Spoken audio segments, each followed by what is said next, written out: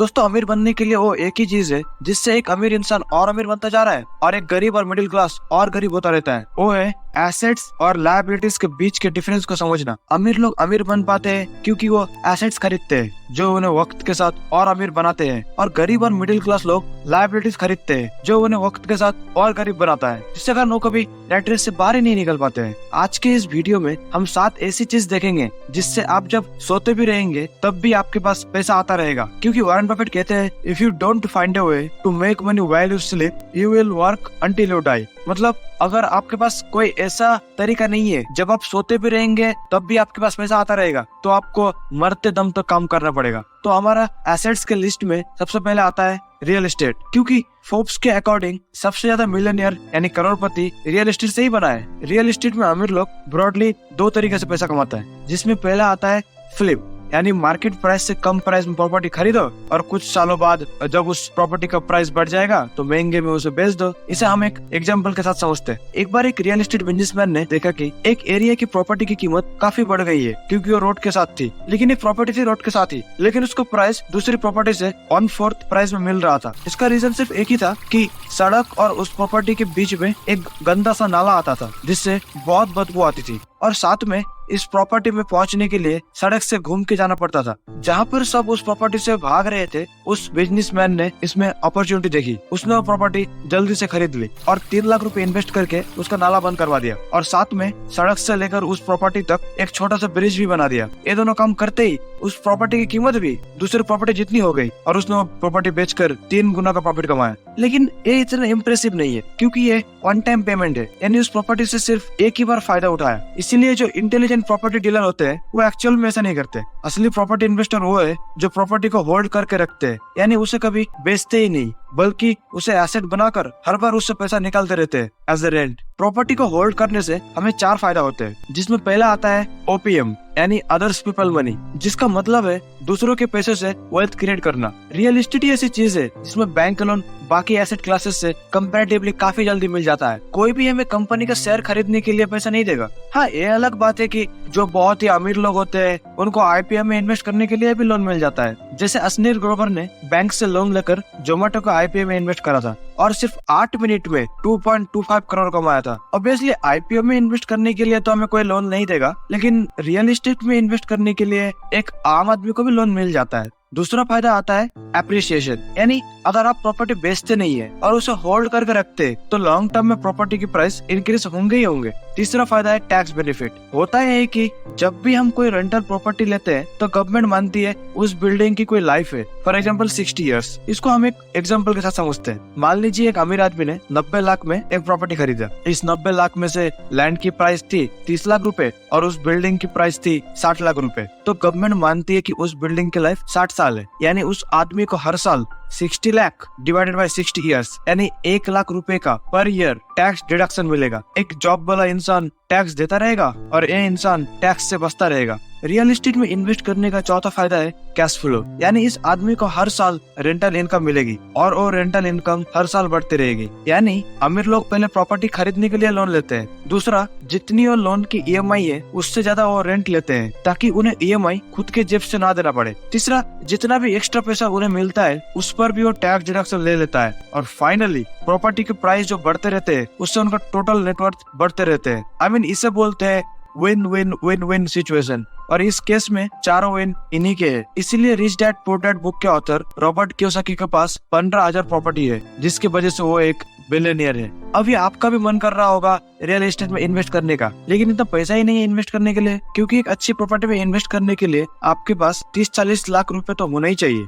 आपका इसी प्रॉब्लम का सोल्यूशन है REIT यानी रियल एस्टेट इन्वेस्टमेंट ट्रस्ट। एक तरह का फंड होता है जो दूसरे इंडिविजुअल इन्वेस्टर या इंस्टीट्यूशनल इन्वेस्टर से पैसा कलेक्ट करता है और कलेक्टेड कैपिटल को commercial real estate like shopping malls, warehouses, buildings में इन्वेस्ट करते हैं। और जब रेट्स को अपने इन्वेस्टेड कैपिटल से रेंटल इनकम आने लगते हैं तो उस इनकम को सारे रेट्स इन्वेस्टर में डिस्ट्रीब्यूट कर दिया जाता है एज ए डिविडेंड। सिंपल है, आप इसे इस तरीके से समझ सकते हैं जैसे कि एक equity mutual fund multiple investor से कैपिटल जुटाता है और फिर अच्छे से रिसर्च एंड एनालिसिस करके शेयर मार्केट में इन्वेस्ट कर देता है। तो उसी तरह रेट्स फंड लोगों से कैपिटल कलेक्ट करके उसे रियल एस्टेट में इन्वेस्ट करता है। अभी मार्केट में सिर्फ 3 ही रेट्स अवेलेबल है, Embassy office park, Mindspace business park और Brookfield India real estate trust. तो अगर आपके पास रियल एस्टेट में इन्वेस्ट करने जितना कैपिटल नहीं है तो आप रेट्स में इन्वेस्ट कर सकते हो, जो आपके लिए बहुत ही अच्छा एसेट साबित होगा। Asset number 3, business. Obviously business ही ऐसी चीज है जो आपको बहुत ही कम टाइम में बहुत ज्यादा पैसा कमा कर दे सकता है। अगर आप गूगल में सर्च करोगे तो आपको पता चलेगा कि इस दुनिया में 90% लोग बिजनेस करके ही अमीर बने हैं। प्रूफ के लिए आप Forbes real time billionaire list देख सकते हो। Mukesh Ambani, Gautam Adani, Jeff Bezos, Elon Musk, Sam Altman, ये लोग इतने अमीर इसीलिए है क्योंकि ये किसी बिजनेस को ओन करते हैं। और अगर आप भी ऐसे सक्सेसफुल बिजनेस को डेवलप करने में कामयाब हो जाते हो तो ये चीज आपके लिए सबसे बड़ी एसेट बन सकती है, जो आपको मिलियनियर क्या बिलियनियर भी बना सकती है। अगर आप अभी जॉब कर रहे हैं तो आप अपना फ्री टाइम में एक साइड बिजनेस स्टार्ट कर सकते हो। लेकिन अगर आप किसी नए बिजनेस को स्टार्ट नहीं करना चाहते हो या आपके पास इतना टाइम नहीं है तो आप स्टॉक मार्केट के थ्रू किसी पहले से ही चल रहे सक्सेसफुल बिजनेस में इन्वेस्ट कर सकते हो, जो लॉन्ग टर्म में आपके वेल्थ को बहुत ही तेजी से ग्रो करेगा। तो इसलिए हमारा नेक्स्ट एसेट है by shares of A company. मैंने रिसेंटली एक वीडियो बनाया था HPL इलेक्ट्रिक एंड पावर पे। इस स्टॉक ने सिर्फ 1 साल में 300% का रिटर्न दिया है और मुझे लगता है कि अगले 4-5 सालों में एक कम से कम 1000% का रिटर्न देगा। मैं इतना कॉन्फिडेंटली क्यों बोल रहा हूँ तो आप उस वीडियो को देखोगे तो जान जाओगे। और भी बहुत सारे स्टॉक्स है जिसने कुछ सालों में ही मल्टीपैक का रिटर्न दिया है, जैसे ऑरी रिन्यूएबल टेक्नोलॉजीज लिमिटेड, जिसने सिर्फ 1 साल में 1080% का रिटर्न दिया है। इस स्टॉक में सिर्फ 1 साल पहले 1 लाख रुपए इन्वेस्ट करते तो आपके पास आज 10,80,000 रुपए होते। कैन यू इमेजिन, सिर्फ 1 साल में 10 गुना। एक और है KPI ग्रीन एनर्जी लिमिटेड, जिसने लास्ट 1 साल में 460% का रिटर्न दिया है। ये है स्टॉक मार्केट का पावर। स्टॉक मार्केट में इन्वेस्ट करके आप एक ऐसा एसेट बना सकते हो जहां आपका पैसा भी ग्रो करता रहेगा और आपको डिविडेंड्स के रूप में पैसिव इनकम भी मिलती रहेगी। कैपिटल एप्रिसिएशन की वजह से आपका पैसा ग्रो होता रहेगा और डिविडेंड इनकम की वजह से आपके पास पैसिव इनकम आती रहेगी। अच्छी कंपनी में की गई इन्वेस्टमेंट और उनका शेयर्स होल्ड करना एक बहुत ही अच्छा एसेट माना जाता है। इसलिए आपको हमेशा कोशिश करना चाहिए आप अपनी इनकम का कुछ हिस्सा कुछ अच्छी कंपनी के शेयर्स बाय करने पर इन्वेस्ट करो। लेकिन एक बात याद रखें, बिना रिसर्च एंड एनालिसिस करे किसी भी कंपनी में ब्लाइंडली इन्वेस्ट ना करें। लेकिन आपको पता नहीं है कि कंपनी का फंडामेंटल्स कैसे चेक करते हैं या आपके पास रिसर्च करने के लिए इतना टाइम ही नहीं है, तो आप म्यूचुअल फंड्स के थ्रू इन्वेस्टमेंट कर सकते हो, जो हमारा नेक्स्ट एसेट है। म्यूचुअल फंड एक ऐसी जगह होती है जहाँ एक्सपीरियंस्ड और स्मार्ट फंड मैनेजर आपके पैसे को जिम्मेदारी के तौर पर आपसे लेते हैं और उसे स्मार्टली इन्वेस्ट करते हैं, जिससे कि आपको बेहतर से बेहतर रिटर्न मिल सके। और ऐसा करने के लिए आपसे बस कुछ छोटा सा अमाउंट कमीशन के तौर पर एज ए फीस आपके फंड को मैनेज करने के लिए रख लेते हैं, जिसे म्यूचुअल फंड का एक्सपेंस रेशियो भी बोलते हैं। म्यूचुअल फंड भी 2 तरीके का होता है, first regular mutual fund and second direct mutual fund. Regular mutual fund में इन्वेस्टर्स अपने इन्वेस्टमेंट को किसी फाइनेंशियल एडवाइजर के थ्रू इन्वेस्ट करते हैं। इन इंटरमीडिएटरीज को डिस्ट्रीब्यूशन फीस मिलती है, जिससे आपका एक्सपेंस रेशियो बढ़ जाती है। डायरेक्ट म्यूचुअल फंड में इन्वेस्टर्स सीधा म्यूचुअल फंड में इन्वेस्ट करते हैं बिना किसी इंटरमीडिएटरी के। इसमें कोई डिस्ट्रीब्यूशन फीस नहीं होती, इसलिए एक्सपेंस रेशियो भी रेगुलर म्यूचुअल फंड से कम होती है। इसलिए आपको हमेशा डायरेक्ट म्यूचुअल फंड में इन्वेस्ट करना चाहिए।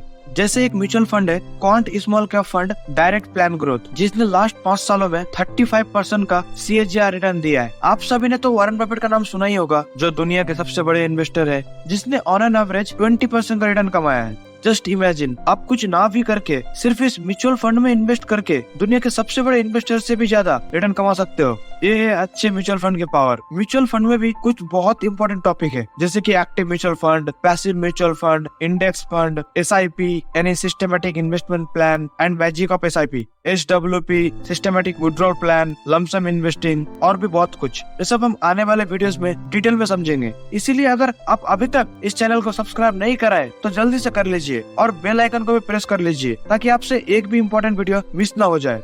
नेक्स्ट एसेट आता है गोल्ड एंड सिल्वर। सी, जब हमारा पैदा भी नहीं हुए थे, गोल्ड एंड सिल्वर का डिमांड तब भी था, आज भी है और फ्यूचर में भी रहेगा। दोस्तों, गोल्ड और सिल्वर के पास लॉन्ग टर्म में अच्छी वेल्थ क्रिएट करने की इतिहास है, यानी गोल्ड और सिल्वर में वेल्थ को अट्रैक्ट करने की पावर होती है। और ऐसा मैं नहीं, personal finance expert Robert Kiyosaki बोलते हैं। क्योंकि कुछ भी हो, इनकी कीमत समय के साथ बढ़ी ही है। इसका मेन रीजन है कि गोल्ड एंड सिल्वर का डिमांड हमेशा हाई रहती है, जबकि इसकी सप्लाई बहुत ही लिमिटेड है। इसीलिए जब भी स्टॉक मार्केट नीचे गिरता है, तब गोल्ड और सिल्वर का प्राइस अक्सर हमेशा बढ़ता है, जो इसे एक सेफ इन्वेस्टमेंट ऑप्शन बनाता है। गोल्ड का लास्ट 20 ईयर का CAGR रिटर्न है 11%। गोल्ड में इन्वेस्ट करने का भी बहुत सारे ऑप्शन है, जैसे डिजिटल गोल्ड, गोल्ड बीज, SGB यानी सोवरियन गोल्ड बॉन्ड, जहाँ गवर्नमेंट आपको गोल्ड के रिटर्न के ऊपर भी 2.5% का इंटरेस्ट देती है। दोस्तों मैं उम्मीद करता हूँ आपको ये वीडियो बहुत पसंद आई होगी। अगर आपको ये वीडियो पसंद आई है तभी इसको लाइक करें, वरना डिसलाइक करें। मिलते हैं नेक्स्ट वीडियो में एक इंटरेस्टिंग वीडियो के साथ। तब तक के लिए thank you and good bye.